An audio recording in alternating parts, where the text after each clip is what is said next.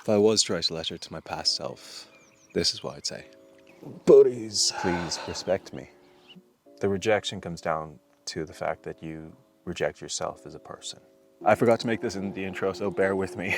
Hey, it's Stuart. Thank you for coming back. If you are coming back, thank you very much. You're stuck with me. I'm not leaving you. I'm like a bad smell. If you're new here, thank you for being here. Thank you for being interested or just wanting to see a guy half naked in the water, whichever floats your boat. But if you don't mind, please like, comment, subscribe. It just helps in this universe. Thank you very much. And now let's get to the start of the video where I'm very sad and I'm pretty sure like really mopey in my car.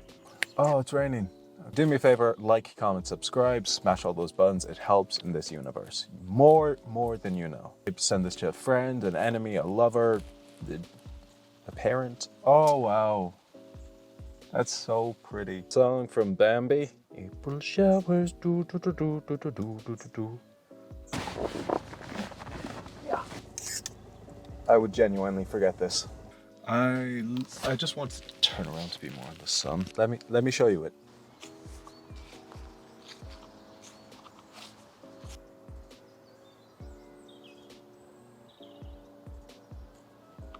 Title of the video is making it obvious. Things I wish I knew before I came out as bisexual.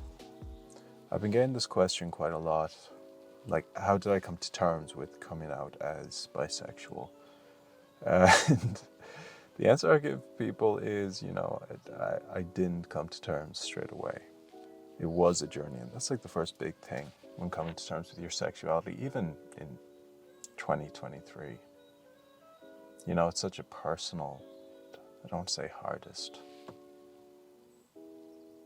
It's one of the biggest journeys of self-acceptance one can take, you know. I've been sitting in my car for like the last 20 minutes, not wanting to make this video, but wanting to. I don't think I'm like a good advocate for the LGBTQ community. That comes up, that's a point, because this is going to be a letter to myself, what I wish I knew before I came out. What advice would I give myself? First piece of advice is hookup culture is not going to fulfill you. Consensual, safe, it's fun. It is not going to fulfill you and make you and sustain you emotionally. Do not force yourself to do things you didn't want to do. That'll mess you up quite a lot. You are going to be insufferable growing up, and well, we are still quite insufferable, but you will be insufferable growing up.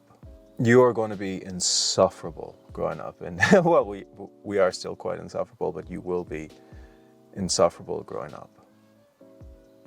You think this id or this perception of masculinity is what you need to achieve, and the fact that you're so concerned about like your outward presentation to other people because you think you are far too feminine, you are going to nitpick everything and be overly sensitive to critiques.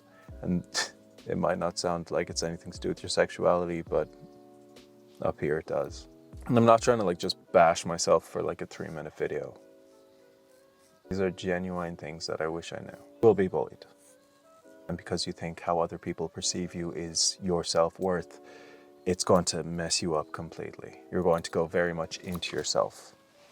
And then what you project outwardly is going to be brash and toxic, and that will stay with you for quite a while, and it will affect your romantic and personal relationships. You need to accept yourself. You need to learn to love yourself bit by bit, even before you realize, you know, what you could be or should be or are attracted to. I know our toxic trait is that we act oblivious, but we know everything. Why do I wink at the camera?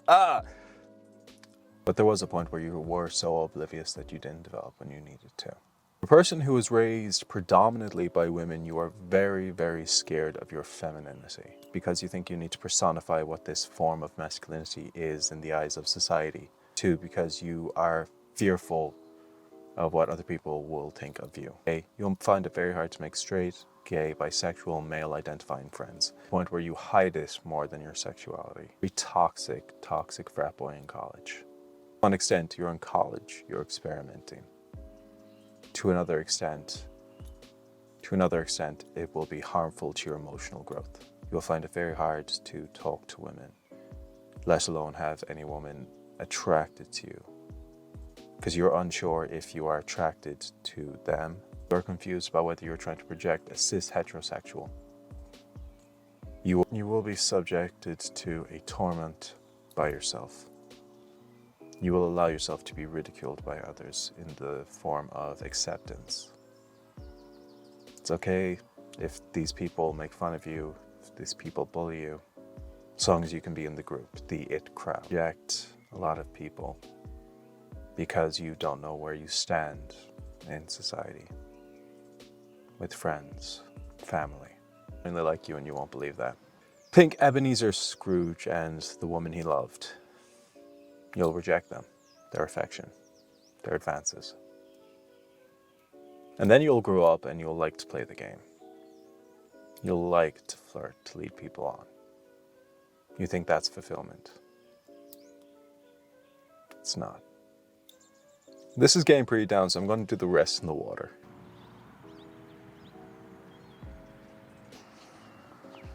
A couple looking at me, and it's pretty weird. I kind of narrowed it down to 3 things I would tell myself. 1,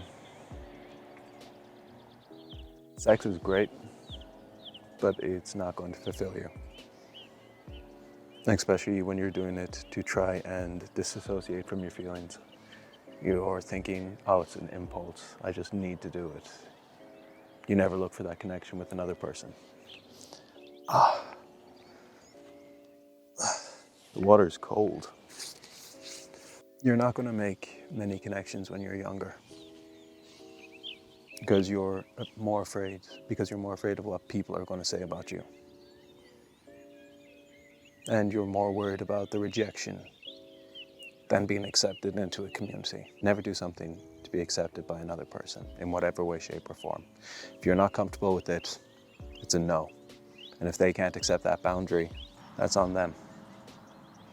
What most people don't realize is that when you set a boundary with another person, that's not you denying them. Most people see boundaries as like a rejection to them, but when you set a boundary with another person, that's you saying, if you want to be in my space, please respect me. You're gonna have a lot of self-hate, a lot. You're gonna like the way you look, sound, are, your face, your body. It's gonna be a lot of self-hate. You're gonna think you're unattractive. You're gonna think you're so unattractive that other people can't be attracted to you. And that's why you don't know who you're attracted to. Because who could be attracted to you? Eating disorders coming from a place of needing validation from who you think people want you to be in society.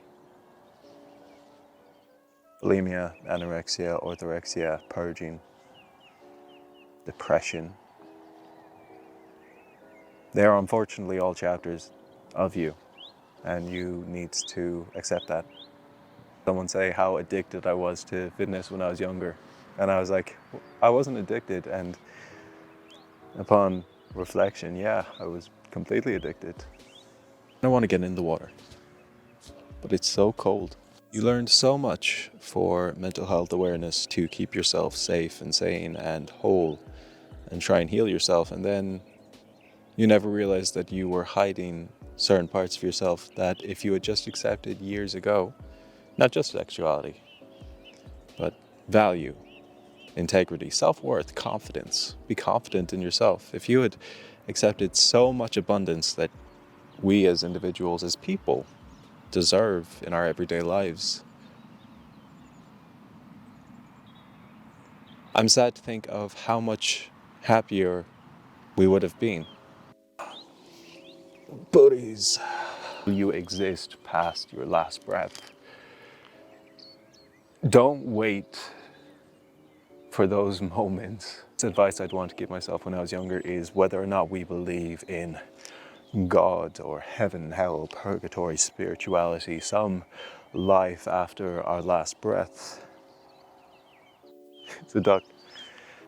Don't wait for those moments of shock to Start finding ways to be happy, start living. If it's small things, even if it's small things like going to a lake, don't worry what other people think. 18-year-old me wouldn't believe I've got a camera out here on my jocks and, sorry, not my jocks, my pants, on a bag making a vlog by a lake with people around. You would have been petrified about what they thought. I'm petrified. But I'm just not going to let that fear hold me back from doing what I want to do as much. Ooh, God, it's not good. It's really cold. Just gonna stick you back for a sec.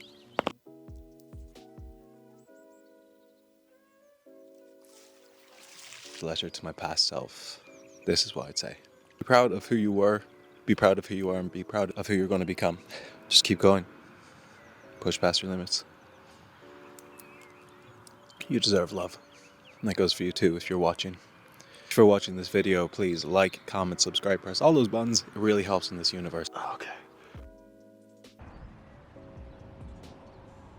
So if I was to give a letter to myself when I was younger, this is what I'd say. Ooh, look at that. Have a good day.